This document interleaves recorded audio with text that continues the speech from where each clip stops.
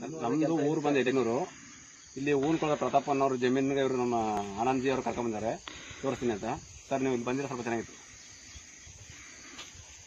ನೋಡಿ. ಇವರು ಪ್ರತಾಪ್ ಅಂತ. ಆದ್ರೆ ನಮ್ಗೊಂದು ಕುತೂಹಲ ಇತ್ತು, ಅವ್ರ ಜಮೀನು ಶುಂಠಿ ಹೆಂಗಿದೆ ಏನು ಅಂತ ತಿಳಿದಬೇಕಂತ ನಾನು ರೈತನಾಗಿ ಅವರ ಕೆರನ್ ಕಂಪ್ನಿಯವರ ಔಷಧಿ ಬಳಸಲಾಗಿ ಮತ್ತೆ ಇವ್ರನ್ನ ಕೇಳ್ಬೇಕಾದ್ರೆ ನಾನು ಕೆರನ್ ಬಸ್ಟಿಂದನೂ ನಾನು ಇದನ್ನೇ ಬಳಸಿ ಮತ್ತೆ ಚೆನ್ನಾಗಿದೆ ಶುಂಠಿ ಅಂತಂದ್ರು. ಅವ್ರ ಬಾಯಲ್ಲಿ ಕೇಳೋಕ್ಕಿಂತ ಹೆಚ್ಚಿಗೆ ನಾನು ಒಂದು ಗಿಡ ಕಿತ್ತು ನೋಡ್ಬೇಕಲ್ಲ, ಮತ್ತೆ ಹಳೆ ಶುಂಠಿ ಎಲ್ಲ ಒಂದು ಎಕರೆಗೆ 100 ಮೂಟ 120 ಮೂಟ ಅಂತ ಕೇಳ್ಪಟ್ಟಿದ್ದೀನಿ ಮತ್ತೆ ನೋಡಿದ್ದೀನಿ. ಆದ್ರೆ ನಂಗೆ ಸ್ವಲ್ಪ ಅದ್ರ ಅನುಮಾನ ಇತ್ತು, ಇವ್ರದ್ದು ಶುಂಠಿ ಜಾಸ್ತಿ ಬೀಳುತ್ತೆ ಅಂದ್ರೆ. ಈಗ ನನ್ನ ಪ್ರಕಾರ ಮಾಹಿತಿ ಪ್ರಕಾರ ಹೊಲ ಎಲ್ಲ ನೋಡೋ ಪ್ರಕಾರ ಒಂದು 600 ಮೂಟ ಶುಂಠಿ ಬೀಳುತ್ತೆ ಅಂತ ನನ್ನ ಅನಿಸಿಕೆ ಪ್ರಕಾರ. ಅದು ಜಮೀನು ಇವ್ರದಾಗಿದ್ರು ಕೂಡ ನನ್ನ ತಿಳುವಳಿಕೆ ಪ್ರಕಾರ ಜಮೀನು ನೋಡಿ ಇವ್ರು ಏನ್ ಹೇಳ್ತಾರೆ ಕೇಳೋಣ. ಒಳ್ಳೇದು ರಾಜೇಂದ್ರ ಅವರ, ನೀವೇನ್ ಹೇಳ್ತೀರಾ ಪ್ರತಾಪ್ ಸರ್?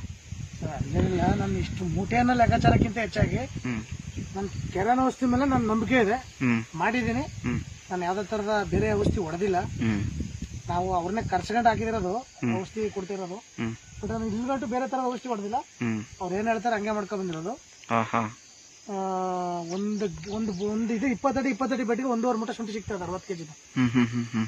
70 ರಿಂದ 90 ಕೆಜಿ. ಪ್ರಾರಂಭದಿಂದನೂ ಕೂಡ ನೀವು ಕೆರಾನ್ ಕಂಪನಿ ಔಷಧಿಗಳನ್ನೇ ಬಳಸ್ತಾ ಇದ್ದೀರಾ? ಅದು ಬಿಟ್ಟಿನಿ, ಯಾವ್ದು ಮಾಡಿಲ್ಲ. Okay okay.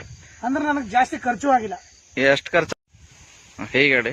ಒಂದು ಎಕರೆಗೆ 30 ರಿಂದ 35 ಸಾವಿರ 40 ಸಾವಿರ ಲಾಸ್ಟ್. 35 ರಿಂದ 40 ಸಾವಿರ ಅಷ್ಟೇನಾ? ಅಷ್ಟೇ. ಅಲ್ಲ ನಮ್ಮ ರೈತರು ಈಗ 1.5 ಲಕ್ಷ 2 ಲಕ್ಷ 3 ಲಕ್ಷ ಗಂಟು ಖರ್ಚು ಮಾಡೋದು ಅಂತಾರೆ. ಟೋಟಲಿ ಖರ್ಚು ಬಂದ 4 2 ಎಕರೆ ಖರ್ಚು. 2 ಎಕರೆಗೆ ಟೋಟಲಿ ಎಲ್ಲ ಸೇರಿ ಪೈಪ್ಗಳಿಂದ 1,70,000 ಬೀಜ ಶುಂಠಿ, 45 ಸಾವಿರ ಪೈಪು. ಅದ್ ಬಿಟ್ಟು ಹಾಕ ಲೇಬರ್ ಇಂದ ಹಿಡಿದು ಎಲ್ಲ ಬಿಟ್ಟು 4.5 ಲಕ್ಷ ಖರ್ಚಾಗಿರೋದು.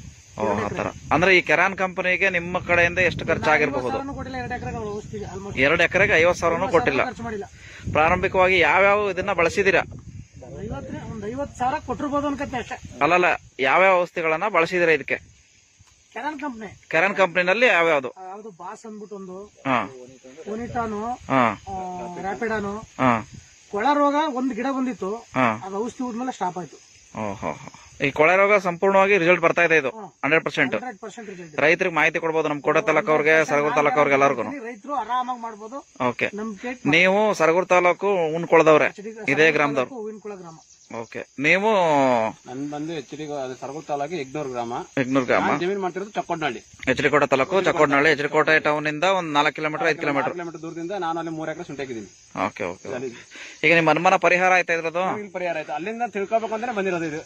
Okay okay. ನಮ್ ತಾಲೂಕಲ್ಲಿ ಬೆಳೆದವರಿಂದ ನಮಗ್ ಗೊತ್ತಾಗಬೇಕಲ್ಲ, ನಮ್ ಪಕ್ಕ ನಮ್ಗೆ ಗೊತ್ತಿರೋಲ್ವಾ, ತಿಳ್ಕೊಳ್ಳೋದ ಅಂತ ಬಂದೆ. Okay okay.